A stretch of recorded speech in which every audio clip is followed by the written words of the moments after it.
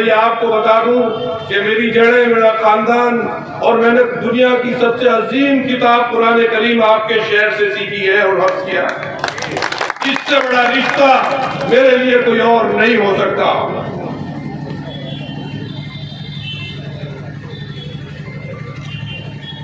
ایک مسجد میں رہتا ہوں، اے پی جے عبد الکلام صاحب نے بھی میرے پیچھے نماز پڑھی، اس وقت میں بڑا کم عمر تھا، اور انہوں نے اعظم خان صاحب سیکریٹری تھے، جا کر کہا، تقریب تو سمجھ لیتے تھے، ہندی بول زیادہ اچھے نہیں پاتے تھے، انگلش گفتگو بھی تھی، کہنے لگے بڑا کم عمر ہے امام صاحب لیکن سمجھ اور عقل اور علم بہت ہے۔ یہ اے پی جے عبد الکلام صاحب کے الفاظ تھے۔ کئی بار بھی انہوں نے پور پر بھی مجھ سے رابطہ قائم کیا اور علمی کچھ احادیث بھی معلوم کی کہ یہ کس حدیث میں ہے، اور یہ ساتھ کچھ چیزیں تھیں وہ میں نے ذکر نہیں کرنا چاہتے، اس وقت کم ہے۔ ایک وہ تعلق رہا 2016-17 میں پرائم منسٹر مودی جی نے چیف گیسٹ آف انڈیا نجیب رزاق صاحب کو بنایا، جو پرائم منسٹر ملیشیا تھے، وہ بھی اس مسجد میں آئے، اور بھی اس مسجد کا یہ اسٹیٹس ہے کہ جتنے بھی head of the country Islamic state کے ہوتے ہیں تو گورنمنٹ آف انڈیا وہیں ہوتی ہے۔ اس مسجد کے کمپاؤنڈ میں فخر الدین علی احمد صاحب کا مزار ہے، قبر ہے، اس مسجد کے نمازی تھے۔ اس مسجد میں ڈاکٹر ذاکر حسین خان صاحب بھی نماز پڑھتے تھے۔ اسی مسجد میں مولانا ابوالکلام آزاد بھی نماز پڑھتے تھے اور پڑھاتے بھی تھے نماز کبھی کبھار، اور انہوں نے بھی رامپور سے الیکشن لڑا اور رامپور کی عوام نے ان کو مایوس نہیں کیا۔ یہ عجیب قدرت کا اتفاق ہے کہ آج اسی مسجد میں خدمت کرتے ہوئے میں اپنے ہم وطنوں کے درمیان پارلیمنٹ کی الیکشن اور ان کے حقوق کی لڑائی کے لیے آپ کے سامنے کھڑا ہوا۔ آپ سب سورہ یاسین پڑھتے ہیں لیکن سمجھتے نہیں۔ اللہ نے اس میں نبی ایک بستی کا ذکر فرمایا ہے کہ ہم نے ایک نبی کو بھیجا، ہم نے دوسرے نبی کو بھیجا، اور پھر ہم نے ان کی عزت کی تیسرے نبی کو بھی بھیجا۔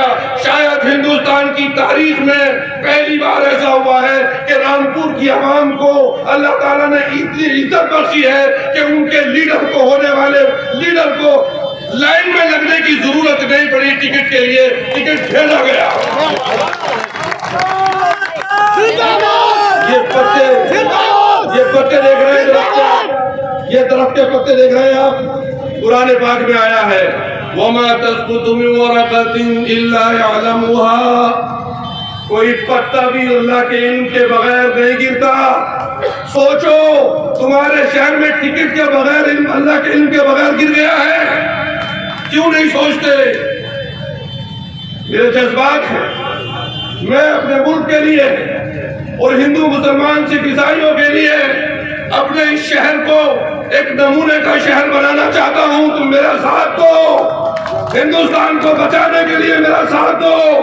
تمہارے درمیان مولانا محمد علی جوہر پیدا ہوا، تمہاری ماں نے مولانا کیسے مجاہدین آزادی کو پیدا کیا ہے۔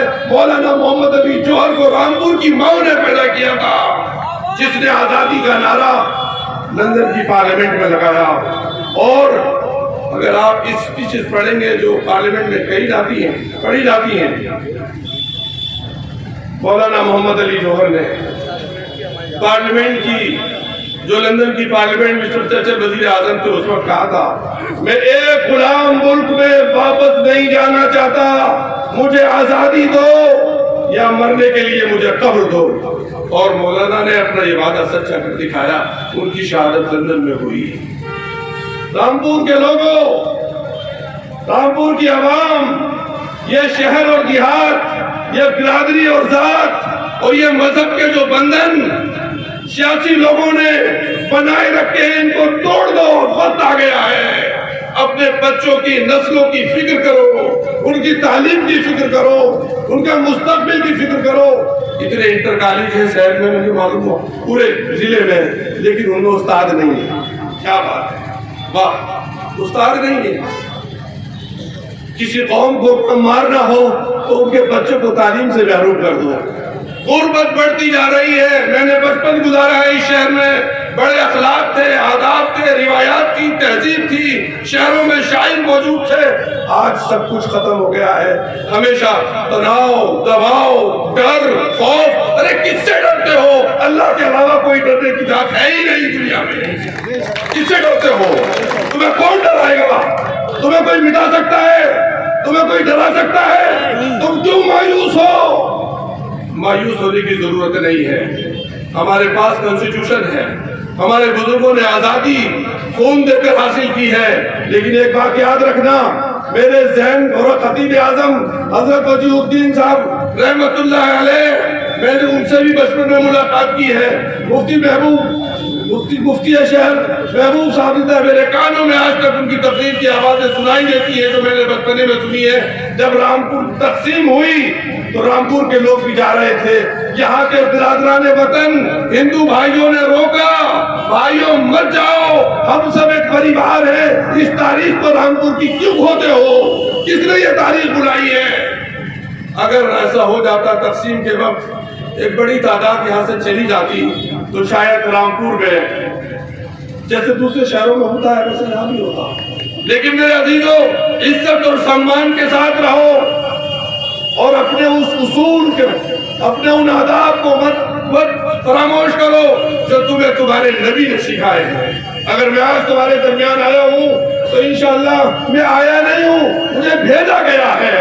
आप समझो इस चीज को, और अगर आप अहद और तहिया कर लेंगे, अपने इन मासूम बच्चों की तालीम के लिए करो, इस माहौल को बेहतर करो। इंशाअल्लाह मुझे उम्मीद है कि आप सब लोग इस अहद को लेकर जाएंगे आज कि हम एक अच्छे पक्के ईमानदार शहरी बनेंगे और रामपुर के जिले को एक आइडियल जिला बनाएंगे हम सब मिलकर के इंशाअल्लाह।